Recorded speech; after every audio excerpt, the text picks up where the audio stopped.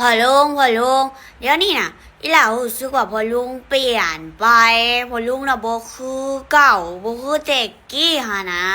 พอลุงว่าแม่งอีหล่าแล้วแมันบ่ทั้งพอลุงฝั่งลาวแล้วก็พอลุงฝั่งไทยบ่ให้กดใจก็บ่กดบ่ให้กดไลค์ก็บ่กดบ่ให้กดติดตามก็บ่กดบ่คอมเมนต์หาก็บ่คอมเมนต์หาบ่กดแชร์ก็บ่กดแชร์ให้พอลุงเปลี่ยนไปบ่มักอีหล่าแล้วแม่นบ่มักหลายแล้วคือบ่บอกกันตรงๆให้แบบนี้มิดแบบนี้ไปเลยอีหล่าก็น้อยใจแหน่อีหล่าก็คืนฮอดหั้นนะอีหล่าก็คืนฮอดแล้วก็น้อยใจพร้อมพอลุงเป็นหนังเปลี่ยนไป